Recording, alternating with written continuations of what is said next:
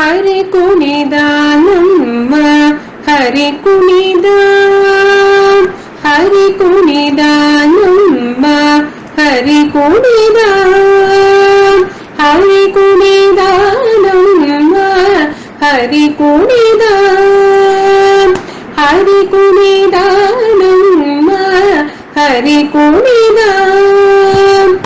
ಅಕಳಂಕ ಚರಿತ ಮಕರ ಕುಂಡಲಧರ ಅಕಳಂಕ ಚರಿತ ಮಕರ ಕುಂಡಲಧರ ಸಕಲರ ಪಾಲಿಪ ಹರಿ ಕುಣಿದ ಸಕಲರ ಪಾಲಿಪ ಹರಿ ಕುಣಿದ ಹರಿ ಕುಣಿದ ನಮ್ಮ ஹரி குணிதா.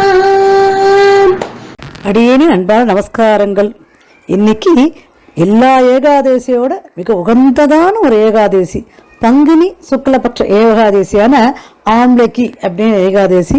அந்த ஏகாதேசியோட விரத மகிமைகளை தான் இன்னைக்கு உங்களுக்கு எடுத்து சொல்லணும் அப்படின்னு அடியேனுக்கு தோணிட்டு வாங்கோ என்னோட விரத மகிமைகளை கேட்டு அனுபவிப்போம். ஆம்லக்கி அப்படின்னு ஆம்லான்னா நெல்லிக்கனி, அதுதான் இதோட அர்த்தம். பொதுவாகவே ஏகாதேசிக்கு சுத்தமாக உபவாசம் இருக்கணும், ஜலம் கூட சாப்பிடக்கூடாது, தேவையில்லாத வேண்டாத சம்பாஷணைகள் இருக்கக்கூடாது. ஏன்னா ஆண்டாலே சொல்லியிருக்காலே பாசுரத்தில் தீக்குறளை சென்றோதோ அப்படின்னு, அந்த மாதிரி தேவையில்லாத சம்பாஷணங்கள் செய்யறது பண்ணக்கூடாது. இன்னைக்கு இந்த ஏகாதசிக்கு முக்கியமாக செய்ய வேண்டிய விஷயம் என்னன்னா, பரசுராமரை ஆவாகனம் செய்து கலசம் வைத்து பூஜிக்கணும். பரசுராம அவதாரம் இருக்கார் இல்லையா, பெருமாளோட அவதாரங்கள் ஒரு அற்புதமான அவதாரம் வச்சு, அந்த பரசுராமர் அவதாரத்தில் ஆவாகனம் வச்சு தான் கலசம் வச்சு இந்த ஏகாதசியை பூஜிக்கணும். அப்போதான் நமக்கு நிறைய நற்பலன்கள் கிடைக்கும் அப்படிங்கிறான். நெல்லிக்கனி மரம் இருக்கு இல்லையா, அது அப்படியே வளம் வந்தால் ரொம்ப நிறைய புண்ணிய பலன்கள் கிடைக்கும் அப்படின்னு சொல்கிறான். இப்போ இந்த ஏகாதசிக்கு 1000 கோதானம் பண்ணால் நமக்கு என்ன புண்ணியங்கள் கிடைக்குமோ அந்த புண்ணியம் இந்த ஏகாதசி விரதம் இருக்கும்போது நம்ம இருந்தோம்னா நமக்கு அதோட முழு பலன்கள் கிடைக்கும். இது என்னன்னா, பெருமாளோட முகத்திலிருந்து ஒரு ஜலத்தோட ஒரு சொட்டு இருக்கு இல்லையா, அது கீழே விழுந்துதான் பூலோகம் மேலோகத்திலிருந்து ஸ்ரீவைகுண்டத்திலிருந்து அதுதான் கீழே விழுந்து மரமாக மாறிதான். அந்த மரம் தான் நெல்லி மரம் அப்படின்னு சொல்றான்.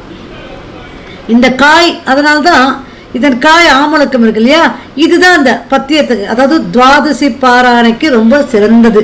இப்போ பொதுவாக துவாதசி பாராயணைப்போ என்ன பண்ணுவாங்கன்னா, நெல்லிக்காயை கண்டிப்பாக உணவில் சேர்த்துக்கணும். அதுக்கப்புறம் அத்திக்கீரை அதுவும் உணவில் சேர்த்துக்கணும் அப்படின்னு சொல்லி நம்ம வழக்கமாக சாப்பிட்றோம் இல்லையா, அதே மாதிரி தான். அந்த மாதிரி அப்பேற்பட்ட ஆச்சரியமான நெல்லிக்கனி, அதை நம்ம இந்த விரதம் இருந்து அடுத்த நாள் துவாதசி பாராயணம் வழக்கமாக பண்ணணும். ஆனால் இந்த விரதம் நல்லபடியாக இருந்து அந்த விஷயத்தை பண்ணும்போது, அந்த நெல்லி மரத்தில் இருக்கிற கனியை பறித்து சாப்பிடும்போது நமக்கு சகல விதமான பலன்களும் கிடைக்கும். அப்படிங்கிறது தான் இந்த அழகான ஆமலைக்கு ஏகாதசியின் விரத மகிமைகள். சரி, இப்போ இதுக்கு ஒரு கதை இருக்கு. யுதிஷ்டர் கிருஷ்ணர் இடத்துல கேட்குற மாதிரியான அந்த விஷயங்கள் தான் நம்ம கேட்போம். எப்பவுமே யுதிஷ்டர் கிருஷ்ணர் இடத்துல கேட்பார், இது மாதிரி கிருஷ்ணா இந்த மாதிரி விரதத்தை பற்றி சொல்லணும்.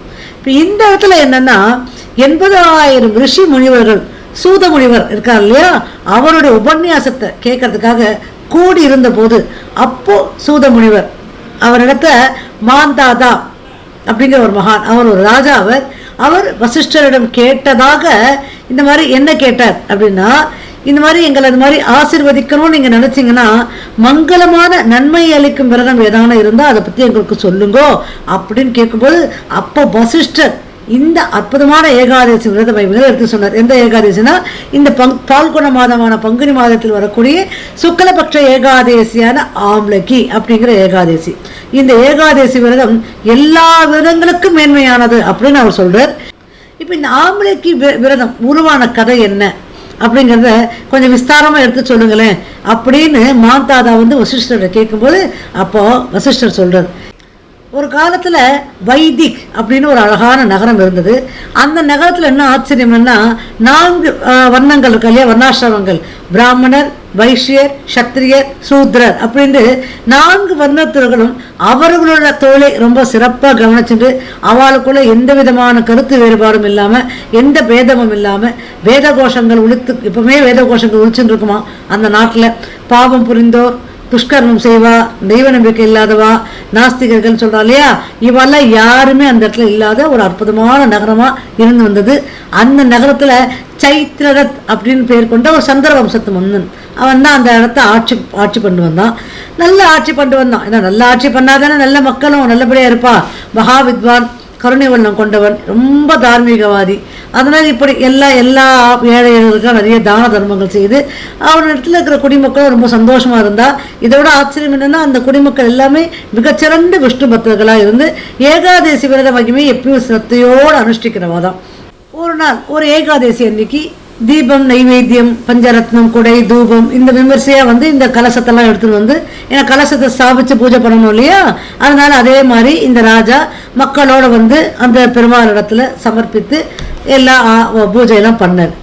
இப்படி ரொம்ப கிரமமா பூஜைகள் நடந்துட்டு இருக்கும்போது அந்த இடத்துல ஒரு வேடுவன், அவன் மகா பாவி துஷ்டனா இருந்தான். ஏன்னா அவன் குடும்பத்தை காப்பாற்றுறதுக்காக இந்த ஜீவன்கள் எல்லாம் வதைத்து வேடுவன் தொழில் பண்ணுவா இல்லையா, அதை பண்ணிட்டு இருந்தான். அவனோட கர்மாக்கள் அதுவா இருந்தாலும் மிருகங்களை துஷ்பிரயோகம் பண்ணிக்கிறது நல்ல விஷயம் இல்லை இல்லையா, அதனால இருந்தான். அவனுக்கு ரொம்ப பசி, ரொம்ப தாகம், பசி, ஏதாவது சாப்பிட்றதுக்கு கிடைக்குமா அப்படின்னு சொல்லிட்டு இந்த கோயிலுக்கு வந்தான். இந்த கோயிலில் இவ ஏகாதேசி அன்னைக்கு எல்லாரும் ரொம்ப விமர்சையாக கொண்டாடி இருந்தா. அன்னைக்கு எதுவும் சாப்பிட மாட்டான். இவனும் என்ன பண்ணான், அப்படியே ஏகாதேசி விரதம் பண்ணிட்டு இருக்கும்போது அந்த பூஜையை பார்த்துட்டு அப்படியே பசியோடையே அப்படியே மூலையில் அப்படியே உட்காந்துட்டு அப்படியே பஜனையிலையும் அவனே காதால் கேட்டுன்னு அப்படியே மயக்கமாயிட்டான். அந்த இடத்துல அவன் உட்காந்துருந்தான். இவன் அன்னைக்கு கொண்டாடி இந்த ஏகாதசி இதுனா ஆம்லக்கி அப்படின்னு சொல்லக்கூடிய இந்த சிறப்பான ஏகாதசி தான். இவன் என்ன பண்ணா, அப்படியே பசியோடு இருந்தான். அடுத்த நாள் காலை பொழுது விரிஞ்சது. மக்கள் எல்லாரும் சேர்ந்து துவாதசி பாராயணை பண்ணான். இவனும் என்ன பண்ணான், அங்க இருக்கிறத சாப்பிட்டு துவாதசி பாராயணை இவனும் சேர்ந்து பண்ணான். அந்த புண்ணிய பலன், அந்த ஒரு நாள் அவன் இருந்து, அது தெரிஞ்சு இருந்தானோ தெரியாம இருந்தானோ, அந்த ஒரு நாள் அவன் இருந்தான் பார்த்தீங்களா, அதனால அவனுக்கு கிடைத்த மிக சிறந்த நற்பலன் என்னன்னா, அடுத்த பிறவில பெரிய ராஜாவா விதுரத் அப்படிங்கிற ஒரு அரண்மனையில ஒரு பெரிய ராஜாவா வசுரத் அப்படிங்கிற அந்த திருநாமத்தோட அவதரிச்சான். ரொம்ப பிரமாதமா நாட்டாண்டு வந்தான். 4 வித சேனைகள், தனதானியங்கள், 10,000 கிராமங்கள் எல்லாம் நல்ல ரொம்ப சந்தோஷமாக எல்லாத்தையும் பராமரிச்சு வந்தான். சூரியனுக்கு சமமான அழகு, சந்திரனுக்கு சமமான தேஜஸ், வீர பராக்கிரமத்தில் அப்படியே பெருமாளையே பார்த்த மாதிரின்னு சொல்லுவாளே, அப்படிப்பட்ட ஒரு சகல சௌபாகியங்களோட அரசாண்டு வந்தான். இதுக்கெல்லாம் என்ன காரணம் அப்படின்னா, இந்த ஒரு நாள் அந்த விரதம் இருந்ததுனால தான். ஒரு நாள் என்ன பண்ணா, காட்டுக்கு போனான். அந்த இடத்துல தெய்வாதீனமா வழி தவறிட்டான். அதுக்கு போன திசை தெரியல. அப்படியே அலைஞ்சு கண்டுபிடிக்க முடியாம அப்படியே ஒரு மரத்தின் கீழே படுத்துன்னு உறங்கிட்டான். அந்த சமயம் மலை கொள்ளக்காரர்கள் இருக்கா இல்லையா, அந்த கொள்ளக்காரெல்லாம் இருப்பாளே, அவளா வந்தா. புடுறா இவனை அடின்னு இவனை அடிக்கிறதுக்காக ஓடி வந்தான். இவன் போராடி பார்த்தா, ஆனால் அப்படியே மயக்கமாயிட்டான். ஏன்னா ஏற்கனவே களைச்சி போனவன் தானே, அந்த மரத்தடிக்கிட்ட இருந்தவன் அப்படியே மயக்க மாட்டான். ஆனால் என்னன்னா, அவனிடத்திலிருந்து ஒரு அற்புதமான பெண் சக்தி வெளியில இந்த அசுரர்கள், அதாவது அசுரர்கள் சொல்ல முடியாது, மலை கொள்ளைக்காரர்கள், இவாளெல்லாம் அழிச்சு எல்லாரும் துரத்தி விட்டாச்சு. இவனுக்கு ஒரே ஆச்சரியம், இது என்னது, என்னிடத்துல இருந்து எப்படி ஒரு பெண், யார் நம்மளை காப்பாத்தினான்? இப்ப இந்த பெண் வெளியில வந்தது இதெல்லாம் அவனுக்கு கனவுல வந்தது. கனவுல கண்விழிச்சு பார்க்கும்போது கனவுல நடந்த அனைத்தும் நிஜமாக நடந்து எதிர கொள்ளக்காரங்களா செத்து போயிருக்கா. அப்ப ஏதோ ஒரு பெண் காப்பாத்திருக்கா அப்படின்னு ஒன்னே உனக்கு ஒரே சந்தேகமா இருந்தது. அப்போ அந்த வழியா ஒரு ஒரு அற்புதமான ரிஷி அவரிடத்துல கேட்டான், இந்த மாதிரி ஒரு கனவு கண்ட, என்னை யாரோ தாக்கின மாதிரி இருந்தது, நான் மயக்கமாயிட்டேன். ஆனா எனக்கு அப்புறம் நான் கண்விழிச்சு பார்க்கும்போது இந்த கொள்ளக்காரர்கள் இங்க இருந்து போயிருந்தா, அப்ப நான் கனவுல கண்டது உண்மையா நிஜமில்ல நடந்தது உண்மையான்னு எனக்கு தெரியலன்னு சொல்லும்போது, அப்போ அந்த ரிஷி ஞான ரிஷியில, ஆமா நீ போன பிறவில ஆம்லக்கி அப்படிங்கிற ஒரு ஆச்சரியமான விரதம், ஏகாதசி விரதம் இருந்ததுனால இந்த ஜென்மத்துல இந்த பிறவில நீ ஒரு மகாராஜாவா பிறந்திருக்க.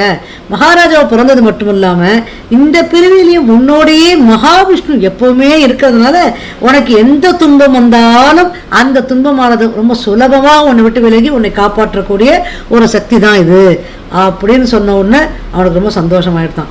உடனே ஊர் மக்களுக்கு திரும்பி எல்லாருமே இந்த ஏகாதசி விரதம் இருக்கணும் அப்படின்னு கேட்டுக்கொண்டான். அதாவது இந்த விரதம் இருந்தா எத்தனை பிரிவு எடுத்தாலும் மகாவிஷ்ணு நம்ம கூடயே இருந்து அந்த பெருமா நம்மளை காப்பாற்றுவார். அப்ப இந்த விரதம் இருந்தாதான் காப்பாற்றுவாரா, மற்ற விரதம் இருந்தா காப்பாற்ற மாட்டாரான்னு அது அப்படி கிடையாது.